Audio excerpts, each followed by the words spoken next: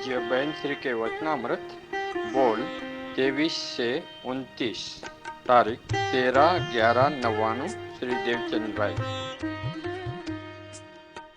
नमो अर्यंताणम नमो सिद्धाणम नमो आयर्याणम नमो वज्जायाणम नमो लोये सवसावणम नमो समय साराय स्वानुभूत्या चकास्ते चित्त स्वभावाय भावाय सर्वभावांतरचिले मंगलम भगवान वीरो मंगलम गौतमो गणि मंगलम कुंद कुंदार्यो जैन धर्मोस्तु मंगलम सर्वमंगल मांगल्यम सर्वकल्याणकारकम प्रधानम सर्वधर्माणम जैनम जयतु शासनम ओंकार बिंदु संयुक्तम नित्यम ध्यायन्ति योगिनो कामदम मोक्षदम चैव ओंकाराय नमो नमः। पूज्य भविष्य का वचनामृत नंबर है 23। उपलक उपलक वांचन विचार आदि थी काई न थाय, अंदर आंतरड़ी माथी भावना उठे तो मार्ग सरल थाय। गायक नो अंतःस्थळ माथी खूब महिमा आवવો જોઈએ। 3 सेंटेंस है सिर्फ। ऊपर ऊपर से चले तो रास्ता कठिन लगेगा, क्योंकि ऊपर ऊपर से चलता है तो संसार की रुचि पड़ी रहती है।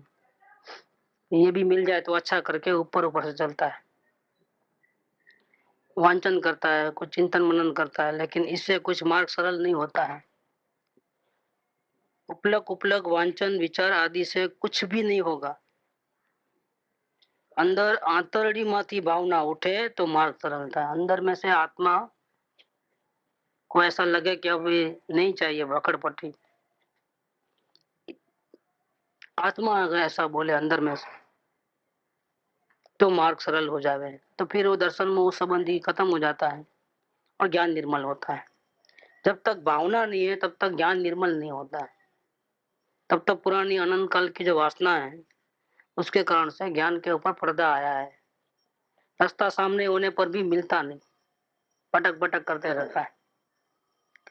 तो भावना आती है तो ज्ञान नेत्र खुल जाते हैं, तो रास्ता बिल्कुल सरल होता है। अंदर आंतरड़ी में से भावना होवे तो मार्ग सरल हो जावे। मार्ग कठिन नहीं है, लेकिन हमारी भावना सही नहीं होने से रास्ता नहीं सूझता है, इसीलिए कठिन हो जाता है। गायक नो अंतःस्थळ माथी खूब महिमा आवવો જોઈએ। महिमा आना चाहिए, अंतर से आना चाहिए, आत्मा से महिमा आना चाहिए। किसका महिमा आना चाहिए? गायक का।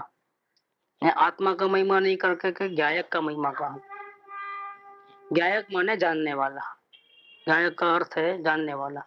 जानने वाले का महिमा आना चाहिए। ये सूर्य चंद्र आदि जो भी आकाश आदि है उन सबको भी जानने वाला कौन? ऐसा सूर्य की महिमा नहीं है, सूर्य के जानने वाले की महिमा है। अगर जानने वाला नहीं होता तो सूर्य का कैसे पता चलता? ऐसे जगत में जितने भी महिमावंत पदार्थ हैं उनकी महिमा इसलिए नहीं है कि वो बताते नहीं अपने आप को। अगर जानने वाला नहीं होवे तो उनको हम नहीं जान सकते, इसलिए जानने वाले की महिमा होनी चाहिए। सूर्य चंद्र से भी ज्यादा महिमावंत मैं हूँ, दुनिया की सब चीजों से महिमावंत मैं हूँ, क्योंकि मेरे में जानने की शक्ति है। ऐसे गायक का अंतःस्थल में से खूब महिमा आना चाहिए। महिमा इसलिए आना चाहिए कि यही भगवान है, यही तारने वाला, यही शरण है और कोई शरण नहीं है। इस प्रकार से उसकी महिमा आनी चाहिए, जिसके देखने मात्र से ही भव भ्रमण मिट जाए। उसका एक सेकंड का आनंद रहे तो पूरी दुनिया फीकी लगे, इतनी शांति अंदर में पड़ी है, देखने मात्र से हो जावे। तो इस प्रकार से गायक का अंतःस्थल में से खूब महिमा आना चाहिए। सब कुछ किया लेकिन गायक को नहीं देखा तो सब बेकार है। इस प्रकार से महिमा आना चाहिए। ये 23 नंबर का बोल हुआ पूरा। अब 24 नंबर, आत्मार्थी को स्वाध्याय करना, विचार मनन करना, यही आत्मार्थी का खुराक है। जैसे शरीर को टिकाने के लिए भोजन की जरूरत पड़ती है, पानी की जरूरत पड़ती है, हवा की जरूरत पड़ती है, ये पहला ऊपर की जाना चाहिए, भावना अंतर से आनी चाहिए, भावना अंतर से आने से ज्ञान की निर्मलता होती है, तो मार्ग सरल हो जाता है, तो कठिन नहीं लगता है। फिर अवलोकन भी करेंगे। हाँ, अवलोकन नहीं चलता है, इसका कारण भावना नहीं है, इसलिए भावना अंदर से आएगा तो अवलोकन चलेगा, तो रास्ता सुझेगा। श्रद्धा बढ़ेगी तो अपने आप ही लाभ नुकसान का भी पता चलेगा। ज्ञान की निर्मलता नहीं है तो नहीं होगा, तो इसीलिए भावना बढ़ाने को कहते हैं। मुमुक्षु को दो ही काम, एक तो भावना सही करना शुद्ध, और एक अवलोकन करना, अपने आप रास्ता मिल जाता है। आत्मार्थी को स्वाध्याय करना, विचार मनन करना, यही आत्मार्थी का खुराक है। 2 दिन खाना नहीं खाओगे तो धीरे धीरे हो जाओगे, क्योंकि उसके बिना ये शरीर टिकता नहीं है। खाना पीना वायु के बिना, हवा पानी खुराक, उसके बिना वो मुरझा जाता है। ऐसे ही ये है, फूल को भी अगर पौधे को भी अगर पानी नहीं दोगे तो वो भी मुरझा जाएगा। ऐसे आत्मार्थी को अगर वो स्वाध्याय नहीं करेगा तो उसकी यात्रा पीछे हट जाएगी, फिर आगे नहीं बढ़ेगी। उसको निरंतर अपने प्रयास में लेना चाहिए। स्वाध्याय माने अवलोकन, स्व अध्ययन, स्वयं कहाँ खड़ा है उसका अध्ययन करना चाहिए, अभ्यास करना चाहिए, जानने देखने का, उसका नाम स्वाध्याय।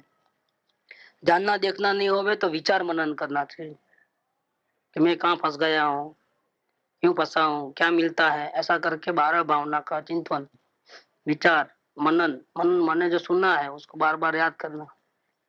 अब पहले होता है तो पहले सबसे पहले अवलोकन ही करना, स्वाध्याय ही करना, वो नहीं होवे तो फिर विचार और मनन करना चाहिए। यही आत्मार्थी का खुराक है। नहीं तो संसार के चक्कर में तो वो तो फंसने वाला ही है, अनंत काल से फंसा है और फंसते रहेगा। बाहर निकलने का जो रास्ता है वो ये है, स्वयं की जागृति, वो नहीं होवे तो विचार मनन, इससे वो बाहर निकल सकता है। 25 नंबर का बोल। પહેલી ભૂમિકામાં શાસ્ત્ર વાંચન, શ્રવણ, મનન આદि બધું હોય, પણ અંદર તે શુભભાવથી સંતોષાઈ ન જવું। આ કાર્યની સાથે જ એવી ખટક રહેવી જોઈએ કે આ બધું છે પણ માર્ગ તો કોઈ જુદો જ છે। શુભ અશુભ ભાવથી રહિત માર્ગ અંદર છે, એ ખટક સાથે જ રહેવી જોઈએ। प्रथम भूमिका में तो श्रवण वांचन मनन सब होता है, शास्त्रों का पठन भी होता है, श्रवण भी होता है और चिंतन मनन भी चलता है। तो शुभ भाव में जीव आता है, अपने आत्मा के बारे में नहीं सोचा तो सोचता है, कभी सुना नहीं तो सुनता है, कभी पढ़ा नहीं तो पढ़ता है। शुरुआत तो ऐसी होती है केजी नर्सरी की, ये सुनेगा नहीं, समझेगा नहीं, प्रयत्न नहीं करेगा, चिंतन मनन नहीं करेगा तो फिर उसके बुद्धि में कैसे बैठेगा सब बात। तो प्रथम अवस्था में ऐसा होता है, लेकिन और इससे परिणाम शांत भी होते हैं, कसाय मंद होता है, शुभ भाव कम होते हैं, तो शुभ भाव ज्यादा होता है। पर अंदर ते शुभ भाव थी संतोष आई न जाओ, लेकिन ऐसा नहीं समझना कि हम आगे बढ़ गए हैं, या शास्त्र पढ़ते पढ़ते, सुनते सुनते, सत्संग करते करते, भक्ति करते करते हम आगे बढ़ जाएंगे, ऐसा कभी भी नहीं समझना। अगर साथ में अगर ये हो जाएगा कि हम इस सही कर रहे हैं और हम आगे बढ़ जाएंगे, अब ऐसा अगर लगेगा तो गड़बड़ है। अब जरूर वो क्रिया प्रथम होती है, लेकिन उसका आधार नहीं लेना है। जैसे सत्संग रोज करता है तो उसको लगता है कि देखो हम रोज सत्संग कर रहे हैं, भक्ति करने वाला भक्ति करता है, हम बराबर अभी कर रहे हैं, पहले नहीं करते थे अब अच्छा कर रहे हैं, पहले समझ में नहीं आता था अब समझ में आ रहा है, तो अभी हम ठीक चल रहे हैं। ऐसा कभी भी ठीक चल रहे हैं ऐसा नहीं लेना, क्योंकि शास्त्र वांचन श्रवण मनन भले ही होता है, लेकिन वो कोई मार्ग नहीं है। वो करते करते ऐसा अंदर में खटका रहना चाहिए कि अभी मुझे क्यों नहीं मिल रहा है मार्ग, कोई रास्ता, कहीं गलती जरूर हो रही है, कहीं गलती जरूर हो रही है। इतना करने पर भी मार्ग नहीं मिल रहा तो कहीं गलती जरूर हो रही है। तो इस कार्य के साथ साथ, कार्य छोड़ करके नहीं, शास्त्र वांचन श्रवण मनन भक्ति सत्संग छोड़ करके नहीं, साथ में रख करके कि नहीं अब नहीं हो रहा है तो चलो छोड़ो सबको, कुछ नहीं करना है, ऐसा करके अशुभ भाव में नहीं आना है। शुभ भाव भले ही साथ में रहे, लेकिन साथ में अंदर में ये बात अंदर में रहनी चाहिए कि ये कार्य करने पर भी मुझे शांति क्यों नहीं हो रही है, मुझे मेरे परमात्मा के दर्शन क्यों नहीं हो रहे हैं, जरूर मेरे में कुछ गलती हो रही है, कहीं मैं गलती कर रहा हूँ, ऐसा खटक अंदर में रहना चाहिए। इस कार्य के साथ साथ ऐसी खटक रहनी चाहिए कि ये सब कुछ भले ही है, सत्संग भी है, भक्ति भी है, समझ में ही पहले से अधिक अच्छा आ रहा है, अब गलतियां समझ में आती है, शास्त्र का वांचन श्रवण मनन भी हो रहा है, ये सब भले ही है, लेकिन रास्ता वो नहीं है, रास्ता कोई दूसरा है। ऐसा अंदर में निरंतर वो चीज रहनी चाहिए। આ બધું છે પણ માર્ગ તો કોઈ જુદો જ છે।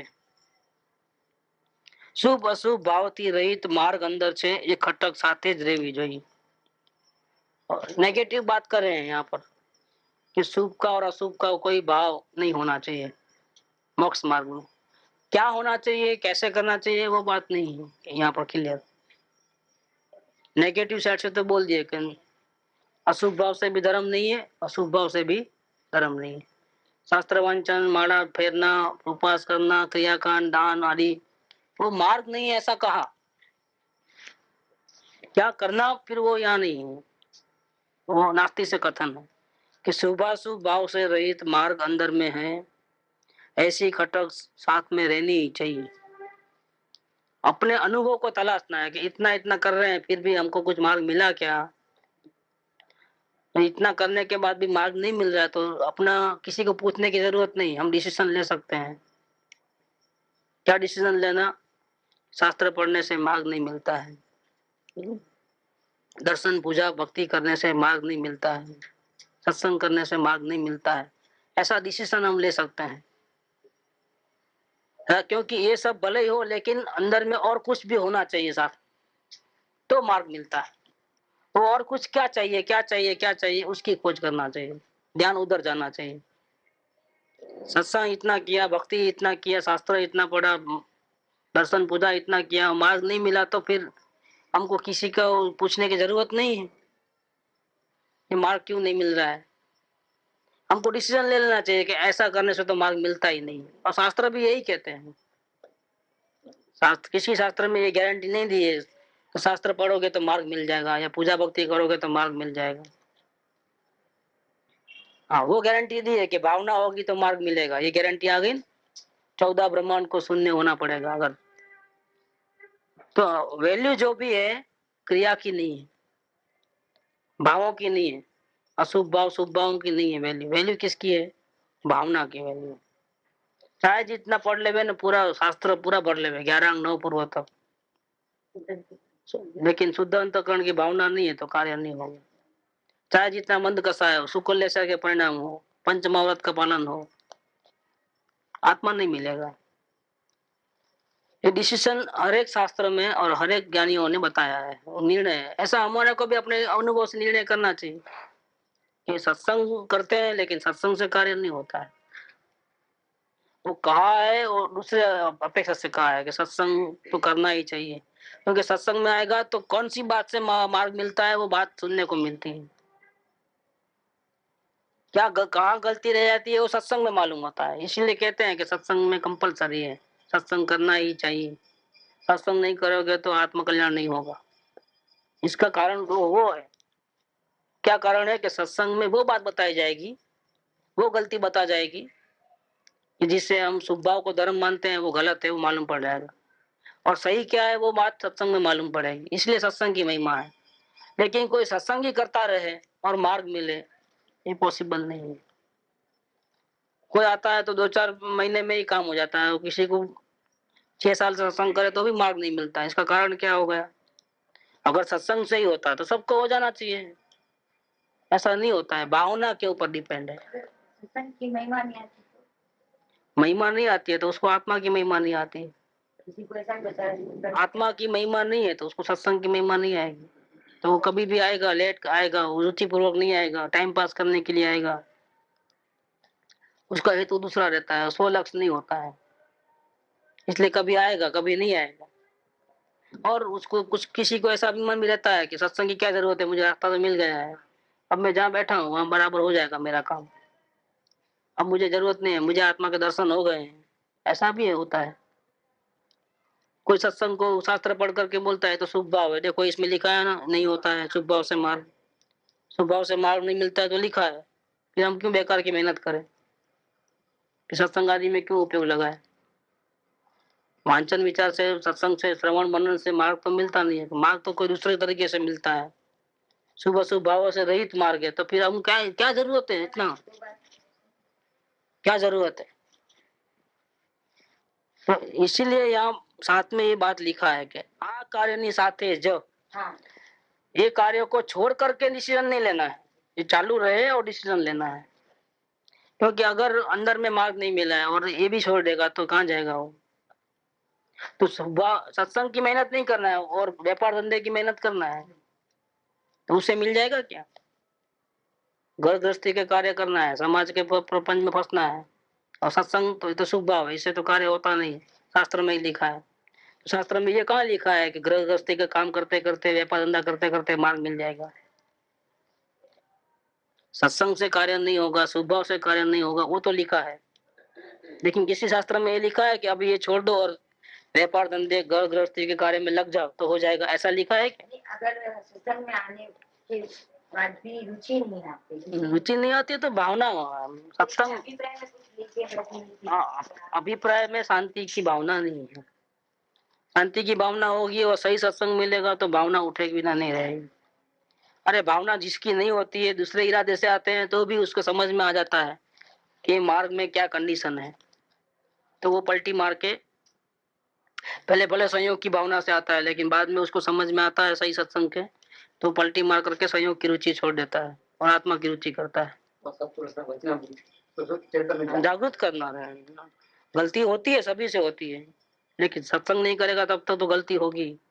कोई अपने आप तो मालूम पड़ने वाला मार्ग नहीं है, क्योंकि इसमें करना नहीं करना नहीं आता है और ये सब किसी को समझ में नहीं आता है। दुनिया या तो यस करो या नो करो, इसमें फंसी है। या हाँ बोलो या ना बोलो, ये हाँ और ना बोलने का मार्ग नहीं, ये करना और नहीं करने का मार्ग नहीं, ये मार्ग है जानने देखने का मार्ग है। इसलिए किसी को समझ में नहीं आता है, अनुभवी पुरुष को समझ में आता है।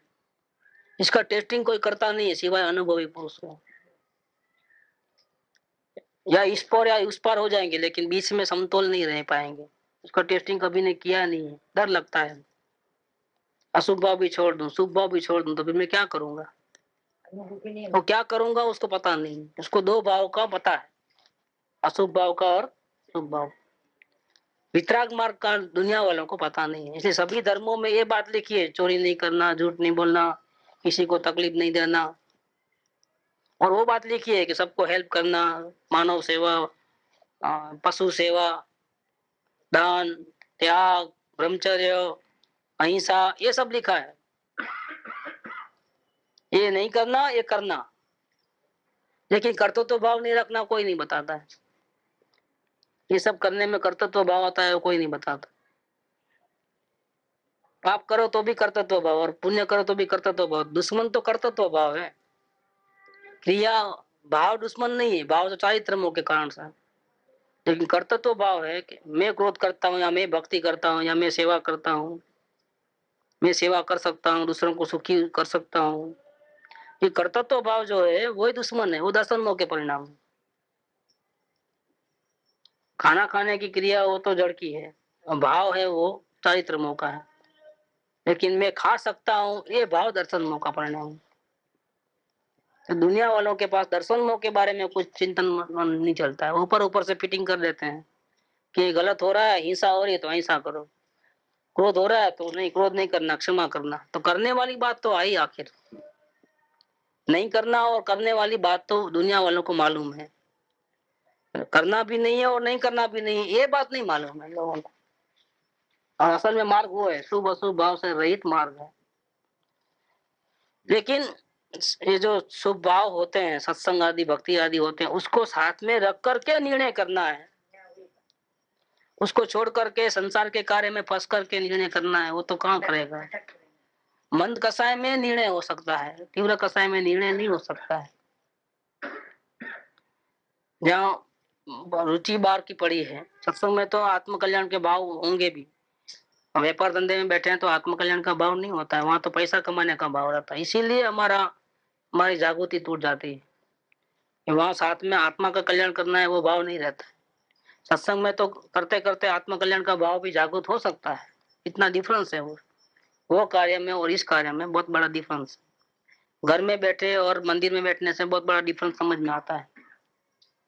प्रवृत्ति में और निवृत्ति में बहुत बड़ा अंतर समझ में आता है। प्रवृत्ति में तो भान भी नहीं रहेगा, जागृति टिकना बहुत मुश्किल है, और निवृत्ति में जागृति रह सकती। तो शुभ अशुभ भाव से रहित मार्ग अंदर में, दोनों अपेक्षा, सत्संग के बिना भी नहीं चलेगा और सत्संग से होगा ऐसा भी नहीं चलेगा।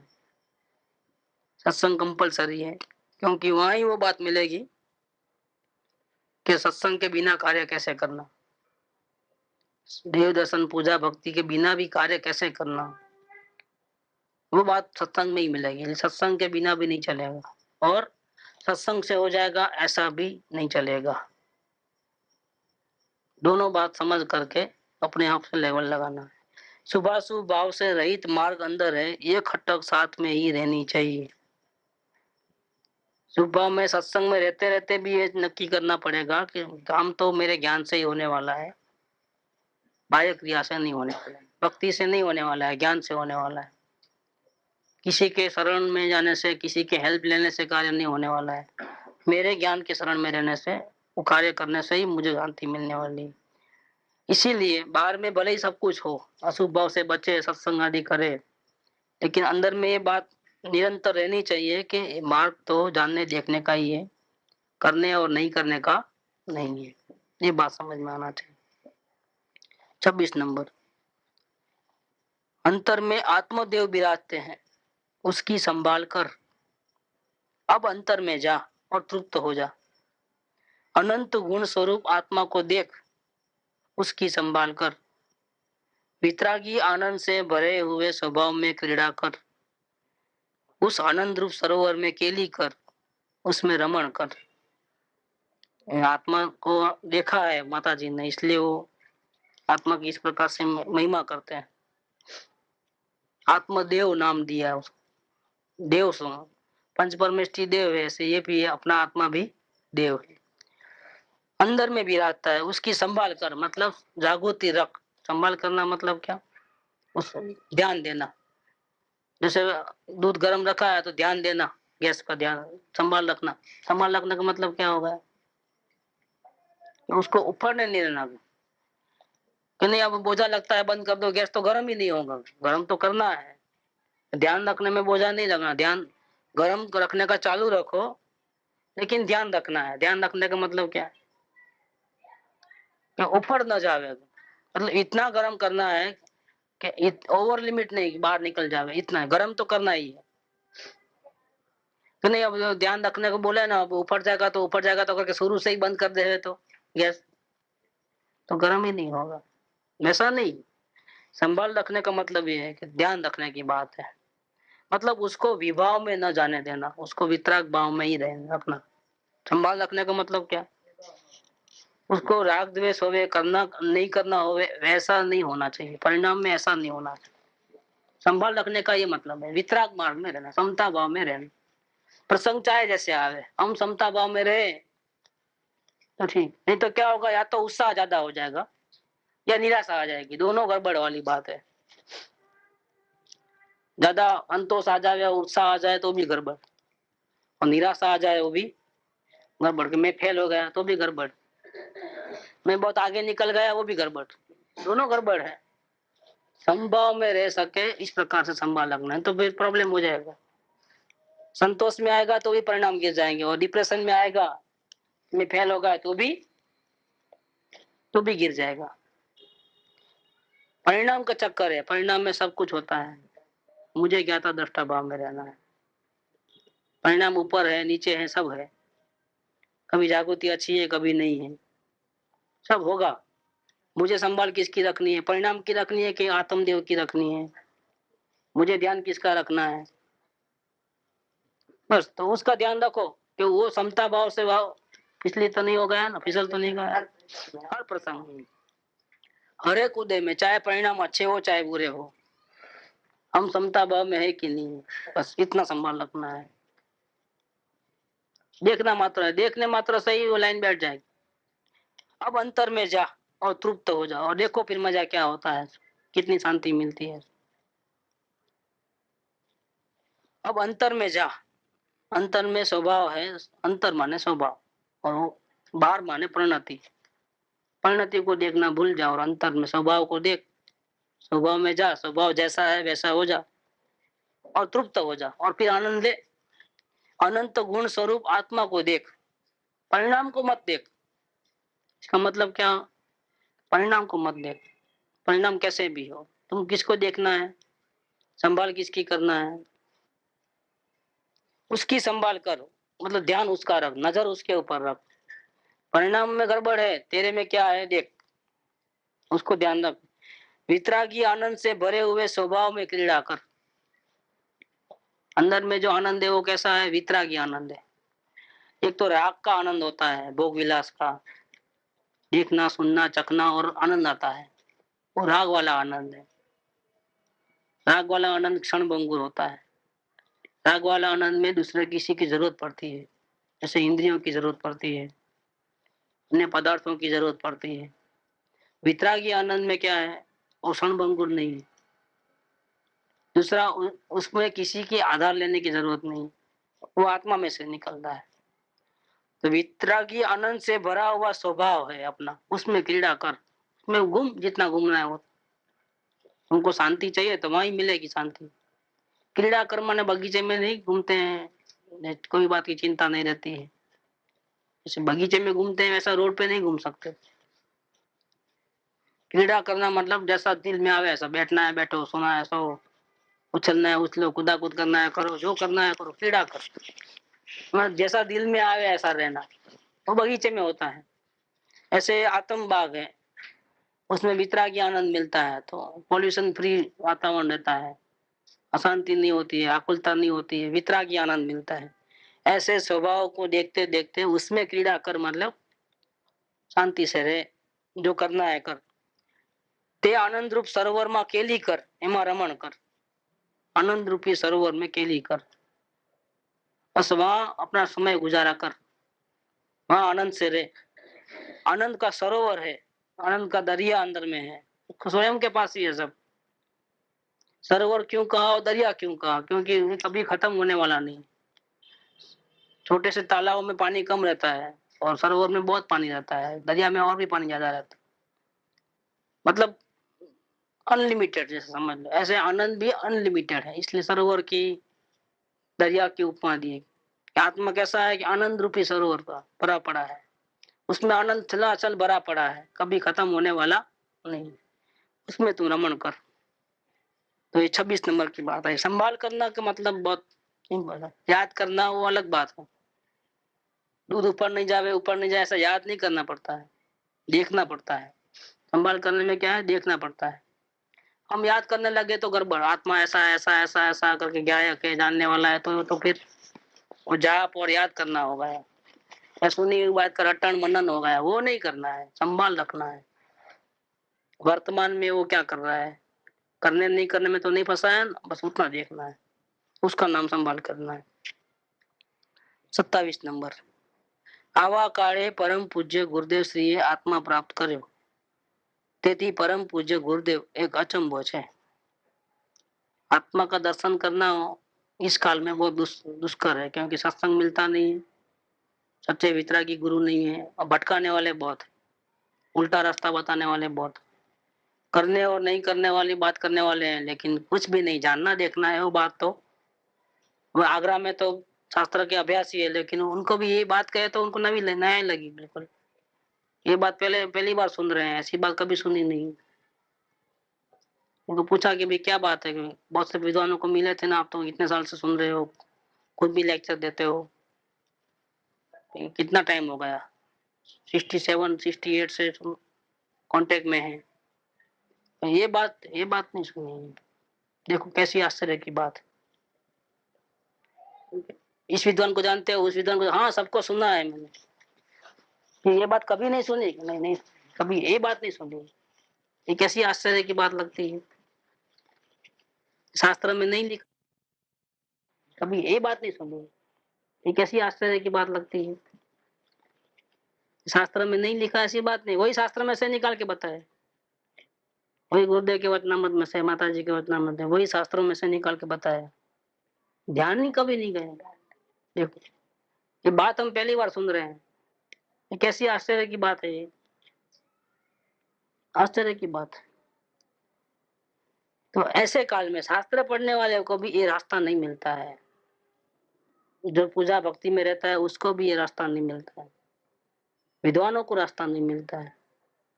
ऐसे काल में परम पूज्य गुरुदेव श्री ने आत्मा प्राप्त किया। मतलब कठिन से कठिन कार्य, जिसको रास्ता नहीं मिले, ऐसे किसी को रास्ता नहीं मिला तो उस टाइम में स्वयं ने रास्ता ढूंढ लिया।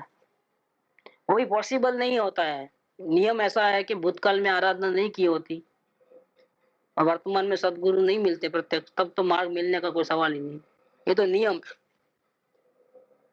जो गुरुदेव श्री को मार्ग इसी काल में भी मिल गया, उसका कारण है कि पूर्व संस्कार। हाँ, सिमंदर पर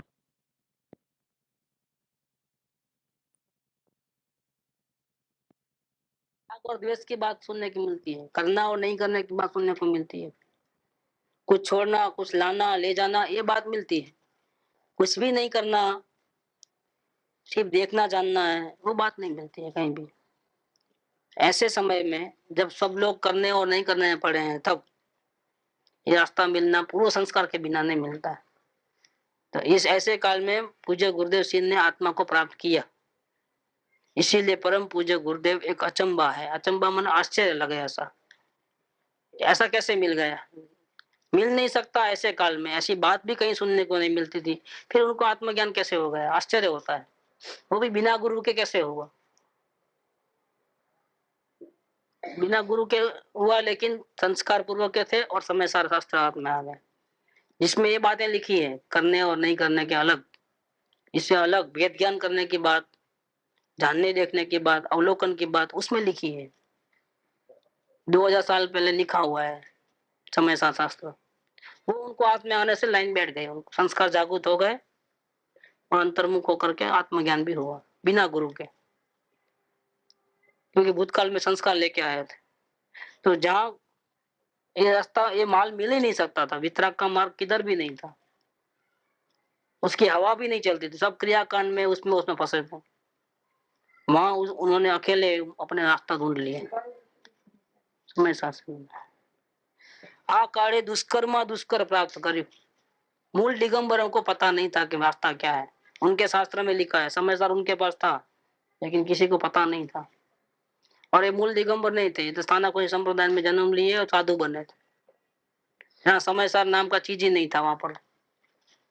क्या फिर भी देखो, सत्य की शोध करने वाले और भावना वाले संस्कारी जीव है। तो गुरु नहीं है तो मैं समझाने वाला कोई नहीं है, सत्संग नहीं मिलता है तो मैं क्या करूं, जो करता हूं वो ठीक है, ऐसा करके अपनी जिंदगी नहीं बिताया। और जो करते थे, दीक्षा भी लिया, सब क्रियाकांड भी करते थे, लेकिन अंदर में वो खटक थी, रास्ता ये नहीं है, रास्ता कोई दूसरा है। तो छानबीन खोजबीन सब चलता था। पूरे शास्त्र पढ़ लिए सितंबर के 45 आगम, डिसीजन हो गया कि इसमें तो कहीं मार्ग नहीं लिखा है, रास्ता नहीं, शांति का रास्ता यहाँ नहीं लिखा है, डिसीजन हो गया। और कुछ ढूंढने ढूंढने में पड़े, खोजबीन में पड़े, तो फिर भावना होती है तो रास्ता मिलता है। तो ये भावना के कारण से संप्रदाय में उनको एक सेठ ने, दामोदर सेठ था, उन्होंने समय सार ला के दे दिया, जो कृपाउदेव ने छपवाया था, वो शास्त्र उनके हाथ में आ गया। भावना थी तो उपादान जागृत हुआ, तो निमित्त को हाजिर होना पड़ा। सदगुरु नहीं आया तो सदगुरु की वाणी आई हाथ में, और पूर्व के संस्कार थे तो जागृत हो गए। नहीं तो ये मार्ग तो मिलने का कोई संभव ही नहीं। लेकिन भावना थी, पूर्व के संस्कार थे, तो बिना गुरु के शास्त्र पढ़ने से भी स्वयं को मार्ग मिल गया। इस काल में दुष्कर प्राप्त किया है। करोड़पति अब जब अबजपति बन सकते हैं इस काल में, सत्ता अधिकार मिल सकता है, लेकिन आत्मज्ञान प्राप्त नहीं होना अब बहुत मुश्किल है। संसार की ऊंची पदवी मिल सकती है, धन दौलत मिल सकती है, इज्जत आबरू मिल सकती है, आत्मदर्शन नहीं हो सकता है। बहुत रेयर है वो चीज। परसेंटेज रेशियो निकालोगे तो बहुत कम लोगों को आत्मज्ञान हुआ हो। दुनिया में जितने लोग हैं उसमें से बहुत हार्डली गिने चुने लोगों को ही आत्मज्ञान होता है और हुआ होगा। आ काले दुष्कर प्राप्त करूं, इसलिए ये होना बहुत मुसीबत, मतलब सबको हो जावे ऐसी बात नहीं है। ये बात आत्मज्ञान सबको हो ऐसी बात नहीं, क्योंकि ये समझ में नहीं आता है। एक बात वो समझ में नहीं आता है, और उसका कारण यह है कि सबको ऐसी भावना भी नहीं है। भावना होवे तो समझ में आवे। सत्संग में आने वालों को भी भावना सही नहीं होती है, तो जो नहीं करता उसकी भावना कहाँ सही होती है। और जब तक भावना सही नहीं होती है तब तक उपादान जागृत नहीं है, अपेक्षाएं पड़ी रहती है संसार के सुखों की, फिर आत्मा नहीं मिलता है। एक जगह भी शांति की अपेक्षा रही, बाहर से शांति मिलती है ऐसा अंश मात्र में भी अगर रहा अभिप्राय, आत्मज्ञान नहीं होता है। कहीं भी कुछ भी करने से शांति मिलने वाली नहीं है, सिर्फ आत्मा को देखने से शांति मिलने वाली है। ये डिसीजन जीव को अंदर से आना चाहिए, ये निर्णय लेना चाहिए जीव को कि और कोई रास्ता नहीं है, सिवाय एक रास्ता बचा है, मैं अपने आत्मा को देखूं तो ही शांति मिले, नहीं तो शांति नहीं मिले। एक डिसीजन पे जीव आ जाना चाहिए। डिसीजन पे नहीं आता, इसलिए क्या होता है, ये बात भी है और बाहर में थोड़ा भी करना भी है। ऐसा करना इसके बिना नहीं चलेगा, ऐसा भी चलता है, इसीलिए कार्य नहीं होता है। वहां काड़े दुष्कर्म दुष्कर प्राप्त करे, जो किसी को नहीं मिले ऐसा मार्ग उनको मिल गया है। પોતે અંતરથી માર્ગ પ્રાપ્ત કર્યો અને બીજાને માર્ગ બતાવે। गुरुदेव ने क्या किया कि खुद ने तो प्राप्त किया ही, लेकिन जगत के जीवों पे करुणा आई। शुरुआत तो ऐसे ही थी, शुरुआत के दिनों में तो मौन ही रहे, बाद में धीरे धीरे लोग आते रह गए तो समझाते गए कि मार्ग क्रियाकांड करनी है, आत्मा ज्ञान से ही आत्म के दर्शन होते हैं, अनुभव होता है। कुछ कुछ लोगों को समझ में आते गए, ऐसे टोड़ी बनते गई, मंडली बढ़ते गई। पहली यात्रा उन्होंने की 125 जनों को लेके गए पालीटाना पे, सोनगढ़ में आने के बाद तीसरे साल में शायद। बस फिर धीरे धीरे मुमुक्षु बढ़ते गए, 125 के 250 हुए, 500 1000 हुए, ऐसा। फिर गिरनार गए तो 500-700 जने गए थे पालीटाना। शुरुआत में ये लोग भी ऐसा ही करते थे, मंदिर तो बना नहीं था अभी। शुरुआत में सबसे पहले तो स्वाध्याय मंदिर भवन बनाया है, जहाँ प्रवचन करते हैं। ऐसा धीरे धीरे शुरुआत होते गई उनकी, फिर बढ़ते गए मुमुक्षु, और जैसा उदय काल आया, प्रभावना का युग बनता गया, ऐसा ऐसा बनते गए। बहुत से लोग आते गए, संख्या बढ़ते गई, तो फिर अकेला से नहीं होता है, तो सब कार्य मिलकर के जिन मंदिर भी बना, सबके सहयोग है। ऐसे एक के बाद एक मंदिर बनते गए, गांव गांव विहार होने लगा, लोग ज्यादा समझने लगे। ऐसा करते करते प्रभावना हो गया इस प्रकार से। शास्त्र छपाने में पैसे लगते हैं, तो सबका कंट्रीब्यूशन आया, एक के बाद एक शास्त्र छपने लगे, घर घर पहुंचने लगे, अभ्यास होने लगा। तो उन्होंने स्वयं अंतर से मार्ग प्राप्त किया और दूसरों को भी ये मार्ग बताया। उनका महिमा आज तो गाने में आ ही रहा है, उनका उपकार गाया जाता है, उनकी भक्ति होती है, उनकी जयकार होता है। आज तो होता ही है, लेकिन हजारों वर्ष तक भी उनकी महिमा रहेगी। आने वाला इतिहास कहेगा कि गुरुदेव थे ऐसे एक व्यक्ति, ऐसा कभी हुआ नहीं है। आचार्य ने जो काम नहीं किया वो काम गुरुदेव ने किया, आचार्य जैसा काम किया उन्होंने इस काल में। और जैन धर्म और वितराग का मार्ग बिल्कुल जीरो हो गया था, संप्रदाय में रहा नहीं था, न दिगंबर न श्वेतांबर न था न खास। शास्त्र कोई पढ़ता नहीं था, शास्त्र में मार्ग था किसी को समझ में नहीं आता था। पूरा मार्ग को वापिस जीवंत किया, घर घर समय सर पहुंच गया, चर्चा होने लगी आत्मा की। ये सब इनके कारण से एक अच्छा युग आया है। कोई इनके प्रताप से जो लोग समझे हैं वो लोग आज भी चालू रखे हैं प्रभावना को अपनी अपनी शक्ति अनुसार। उनके द्वारा उनके निमित्त से जिनको शांति मिली वो लोग ने अपना अपना कंट्रीब्यूशन चालू किया। जिस गांव में वो रहते हैं उस गांव में पाठशाला आदि होती है, स्वाध्याय सत्संग आदि होता है।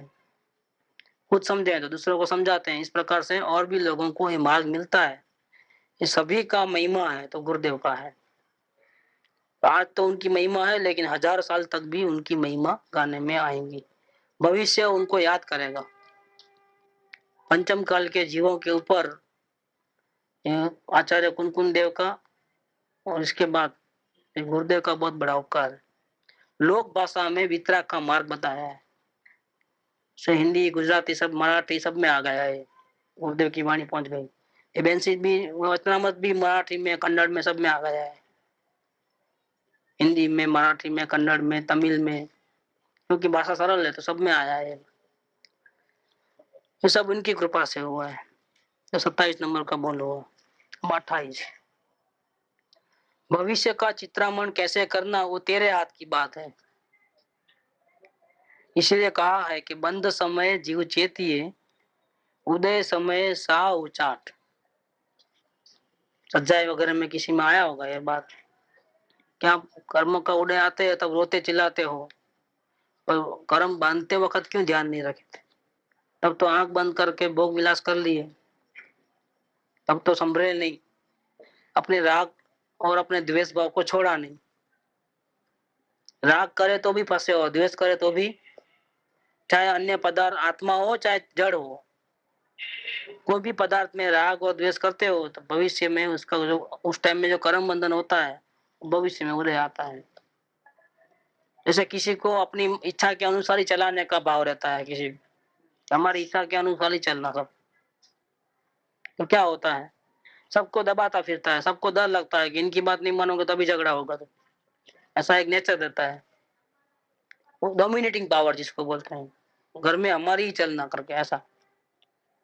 तो क्या होता है कि वो भाव के कारण से निरंतर कर्म बंधन होता है। फिर इस भाव के फल में कहाँ जाना होता है? पृथ्वी काय के जीव में बनना होता है, जमीन में जाता है जीव। ये भाव के कारण से सब कुचल कुचल के जाते हैं, वो कुछ नहीं बोल सकता है।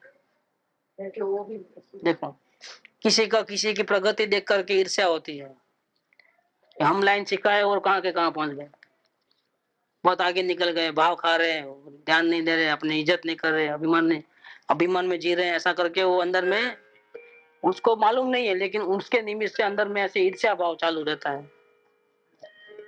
इसके कारण से जो कर्म बंधन होता है, जलन होती है जो, उसके फल में ये जीव अग्नि का जीव बनता है, अग्नि में जाता है जीव, निगोद के जो जलता रहता है और अस्थिरता रहती है, ये करूं वो करूं, ऐसा करूं वैसा करूं, अच्छा परेशान परेशान, कोई डिसीजन नहीं ले सकता है, हमें करूं करूं करूं करूं रहता है। ऐसा जो अस्थिरता माइंड की रहती है उसके कारण से जो कर्म बंधन होते हैं, जब भुगतने का टाइम आएगा तो हवा में जाएगा ये, किधर एक जगह रहेगा ही नहीं, उधर से उधर उधर से उधर अफड़ा। ऐसे निगोद के जीव इस प्रकार से दुखी हुआ है क्योंकि भूतकाल में कर्म ऐसा किए हैं, तो तकलीफ होती है, बहुत तकलीफ होती है। तो ये ऐसा ही जैसा कर्म करोगे ऐसा। चना बहुत अच्छा खाने में लगता है, बहुत पसंद आता है तो चने में जाओगे, वनस्पति का है। किसी को गज्जर अच्छा लगता है तो गज्जर में चले जाओगे, आलू प्याज अच्छा लगता है तो आलू प्याज में चले जाओगे। वनस्पति का में जैसा कर्म करते हो वैसा हो, कुदरत छोड़ने वाली नहीं है। आपको भविष्य में कैसा बनना है, परमात्मा बनना है तो भी तेरे हाथ की बात है, और निगोद में जानना है तो भी तेरे हाथ की बात है। भविष्य का चित्रामण कैसे करना ये तेरे हाथ की बात है। ये एक बहुत बड़ी सुंदर बात है जैन दर्शन के अंदर। 6 द्रव्य में से 2 द्रव्य ऐसे हैं जो वैभाविक दशा में परिणमन करते हैं। एक धर्मास्तिका अधर्मास्तिका, आकाश और काल, वो तो त्रिकाल शुद्ध है, उनका परिणाम भी त्रिकाल शुद्ध है, उसमें कुछ गड़बड़ नहीं है। गड़बड़ किसमें है? एक पुद्गल और एक जीव। पुद्गल माने आंखों से दिखाई देने वाला, कानों से सुनाई देने वाला, चखने में आने लगा, सुगंध दुर्गंध आवाज, ये सब क्या है? हवा पानी, ये सब पुद्गल का है बुरा, जो ये 5 इंद्रियों के द्वारा हम महसूस कर सकते हैं उसको। और एक आत्मा चेतन है जो 5 इंद्रियों और मन के द्वारा अनुभव में नहीं आता, वो ज्ञान के द्वारा अनुभव में, सबका जानने देखने वाला, पुद्गल को भी जानने देखने वाला आत्मा। ये 2 चीज में गड़बड़ है, उसकी अवस्थाओं में पलटते रहती है उनकी दशा। तो लेकिन पुद्गल में वापिस सुधर भी सकता है, वापिस बिगड़ भी सकता है कभी भी, लेकिन ये जीव कैसी है कि भले बिगड़ा हुआ है अज्ञान दशा में तो भी कभी भी पलटी मार सकता है। पुद्गल में वो ताकत नहीं है कि पलटी मारने की, वो पलटी मारेगा फिर वापिस बिगड़ भी सकता है कभी भी। मतलब परमाणु स्कंद ऐसा कभी भी हो सकता है, अलग भी हो सकता है, वापिस मिल भी जा सकता है, और विकृति आ सकती है उसमें हर प्रकार के परिणमन की।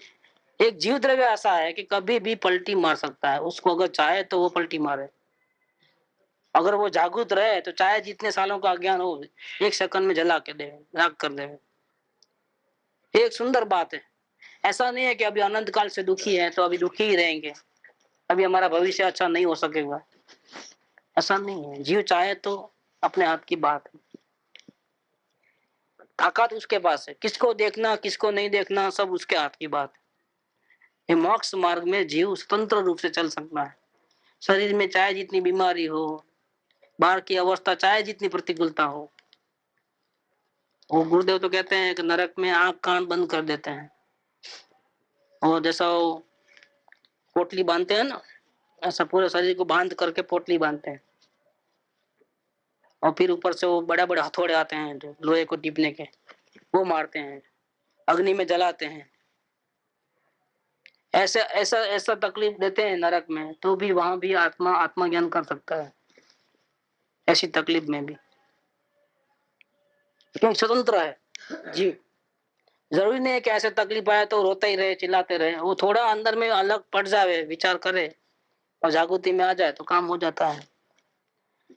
अपने हाथ की बात है भविष्य का चित्रामण कैसे करना उसको।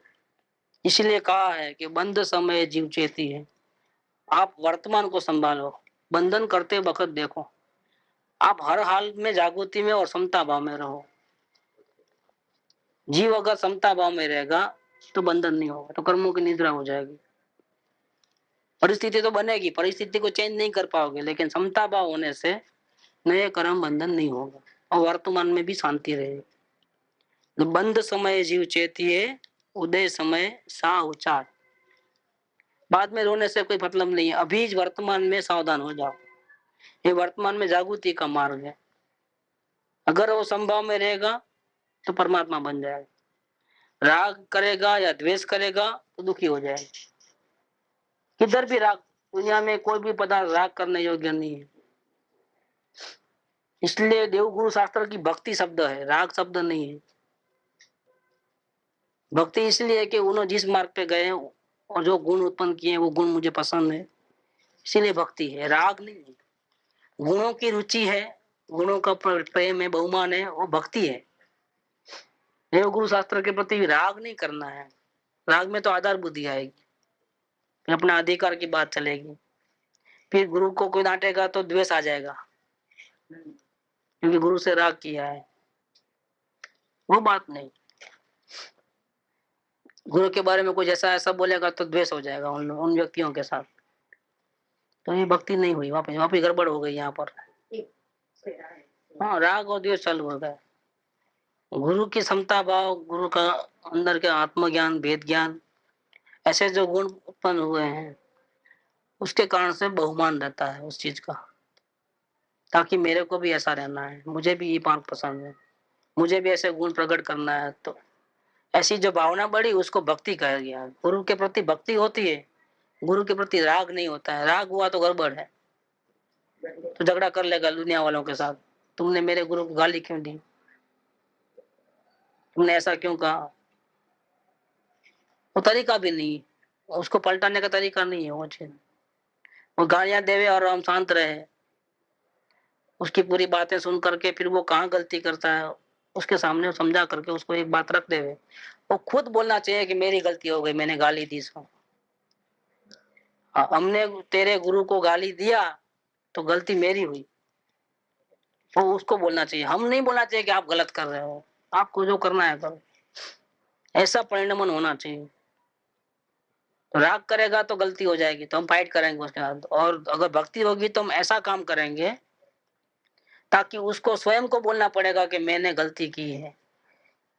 हम नहीं बोलेंगे कि तुमने गलती की है, वो खुद बोलेगा।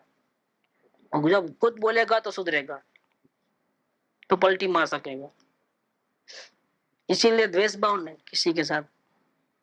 राग किया तो द्वेष होगा, राग नहीं करोगे तो द्वेष नहीं होगा। इसलिए ये मार्ग वितरागता का मार्ग है, राग का और द्वेष का मार्ग नहीं, संभाव में रहने का मार्ग। हम संभाव में नहीं रहेंगे, किसी भी व्यक्ति के प्रति राग आ जाएगा, किसी भी व्यक्ति के प्रति द्वेष आ जाएगा। कोई भी परिस्थिति अच्छी लगेगी, कोई परिस्थिति बुरी लगेगी, तो हमारे कर्म बन जाएंगे। उतना हमको ही तकलीफ होने वाली है, हम आगे नहीं बढ़ पाएंगे। तो भविष्य का चित्रामण कैसे करना वो तेरे हाथ की बात है।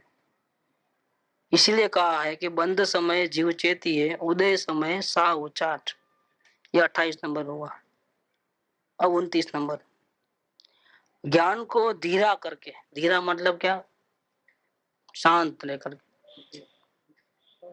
धीरा मतलब क्या, जैसे पानी एकदम शांत हो जाता है ना, तो उसमें ममल नहीं होते हैं, तरंगे शांत बिल्कुल। मतलब करूं नहीं करूं से हट जाओ तो ज्ञान में स्थिरता आ जाएगी। सिर्फ जानना रह गया है, करना और नहीं करना साथ में नहीं है, गड़बड़ नहीं है, विकल्प की मादम नहीं है अंदर में। शांत शांत शांत धीरज, ज्ञान को धीरज धीरज धीरा कर करके, तरंग रहित, विकल्प तरंग रहित करके, सूक्ष्मता से अंदर देख, बारीक नजर करके अंदर में देख, तो आत्मा पकड़ में आ सकता है। करूं नहीं करूं के विकल्प जाल रहेगी और जानना देखने वाली ताकत है, लेकिन काम नहीं करेगी। तरंग वाले पानी में मुंह नहीं दिखता है। तरंग रहित जब होता है, स्थिर पानी रहता है, तब देखना चाहे तो देख। इसी प्रकार से ज्ञान तो हमारे पास है, लेकिन साथ में विकल्प की तरंग है, धमाधम है, करूं नहीं करूं है, तो ज्ञान की शक्ति काम में नहीं आएगी। तरंग वाले पानी में मुंह नहीं देख पाते, इसलिए विकल्प वाले धमाधम में हम आत्मदर्शन नहीं कर पाते। ज्ञान को धीरज धीरा रख करके, स्थिर करके, मतलब अपेक्षा रहित होकर के। अपेक्षा रहित होंगे तो विकल्प नहीं होंगे। बिल्कुल अपेक्षा छोड़ दो, क्रोध हट जाए, निर्विकल्पता आ जाए, समय दर्शन हो जाए, अभी क्यों नहीं हो रहा है, टाइम क्यों चले जा रहा है, कुछ भी नहीं, अपेक्षा रहित। अपेक्षा रहित हो जाओगे तो शांत हो जाओगे। परिणाम क्यों अच्छे नहीं हो रहे हैं, वो भी नहीं, बिल्कुल धीरज कर, धीरा कर दो बिल्कुल ज्ञान को। अपेक्षा रहित हो जाओगे तो ज्ञान ज्ञान में स्थिरता आ जाएगी, शांत हो जाएगा बिल्कुल। बस जब ऐसा बिल्कुल अपेक्षा रहित होकर के ज्ञान जब शांत हो जाए, मतलब ज्ञान तो ज्ञान शांति है, लेकिन विकल्प के कारण से अशांत लग रहा है। अपेक्षा छूटने से विकल्प शांत हो गए तो ज्ञान अपनी ताकत में आ गया। तो फिर अंदर सूक्ष्मता से देखने से आत्मा पकड़ में आ सकता है। करना और नहीं करना, सारी अपेक्षाओं से मुक्त हो जाओ। भविष्य के एक सेकंड का चिंता नहीं करना, भूतकाल को याद नहीं करना, बस लाइन बैठ जाएगी। ज्ञान को धीरू, ज्ञान ने धीरू કરીને सूक्ष्मता थी अंदर जो, तो आत्मा पकड़ाए એવો છે। एक बार विकल्प ની ઝાડ તોડીને अंदर थी छूटो पड़ी जा। सिर्फ एक बार वो काम कर ले, मतलब करने और नहीं करने से हट जा और अंदर देख ले। एक वक्त अगर आप ऐसा हो जाएगा तो फिर बाद में झाड़ चोट से नहीं, 25 झाड़ चोट से नहीं, विकल्प तो बाद में आएंगे ही, लेकिन एक बार कटिंग कर लिया तो बाद में तुम पछताओगे नहीं, बाद में तुमको हैरान नहीं होना पड़ेगा घड़ी घड़ी घड़ी घड़ी।